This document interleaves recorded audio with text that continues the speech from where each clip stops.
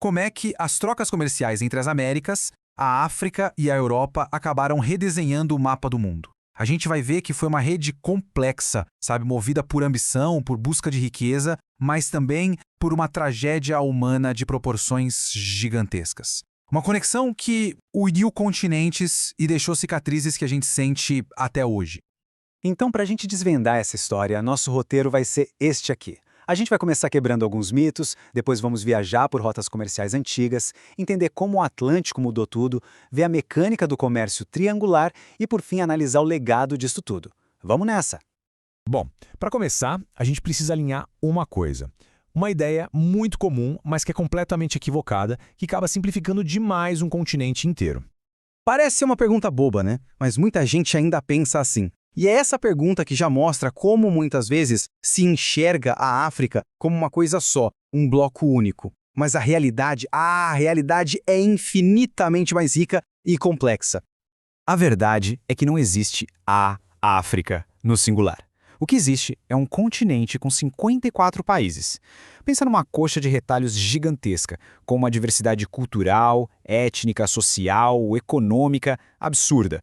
Falar da África como uma coisa só é apagar toda essa riqueza. E a própria geografia ajuda a gente a entender essa complexidade. O deserto do Saara, por exemplo, não é só um monte de areia. Ele é uma barreira natural gigantesca que, por séculos, dividiu o continente. De um lado, o norte da África, mais conectado com a Europa, com o mundo islâmico. Do outro, a África subsaariana, com suas próprias redes, suas próprias histórias. E é importante dizer, muito antes da chegada dos europeus em massa, a África já era um centro pulsante de comércio.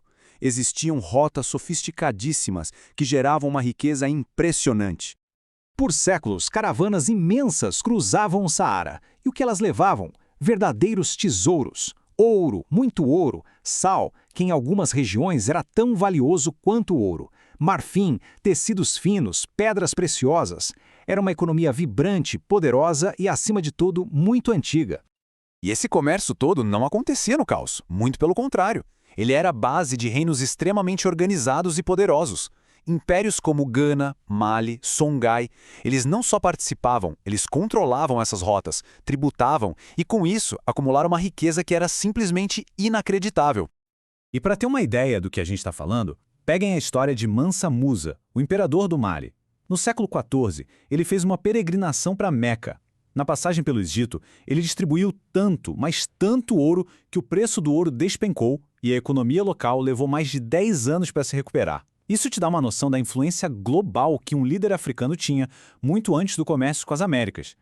Só que aí, o jogo vira. As grandes navegações europeias vão mudar completamente o eixo do comércio mundial. A riqueza que antes cruzava o deserto do Saara, agora vai começar a cruzar o Oceano Atlântico. E isso vai criar uma dinâmica completamente nova e terrível.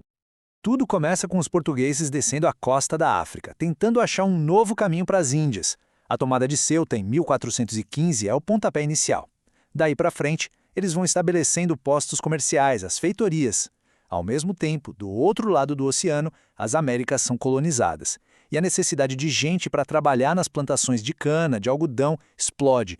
E aí, os 3 continentes são conectados de uma forma trágica.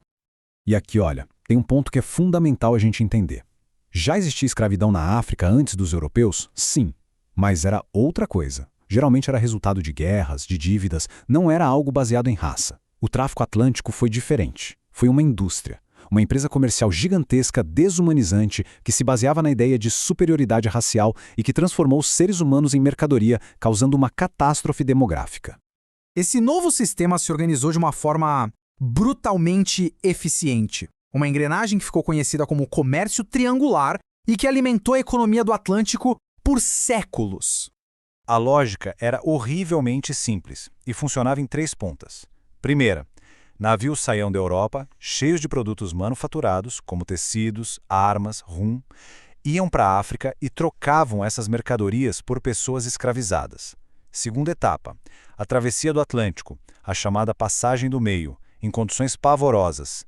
E a terceira, os navios chegavam nas Américas, vendiam os escravizados, carregavam os navios com açúcar, algodão, tabaco e voltavam para a Europa.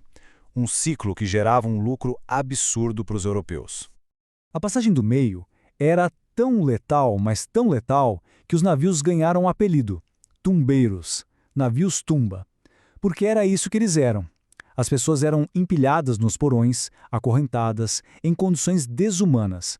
A estimativa é que, dos mais de 12 milhões que foram embarcados, cerca de 2 milhões morreram no caminho. É um número assustador. E é claro que um sistema global baseado nessa exploração deixou consequências profundas que moldam o nosso mundo até hoje, em todos os continentes envolvidos. Vamos colocar a escala disso em números. O total de africanos que foram forçados a embarcar para as Américas é estimado em cerca de 12 milhões e meio de pessoas. Foi uma das maiores migrações forçadas de toda a história da humanidade.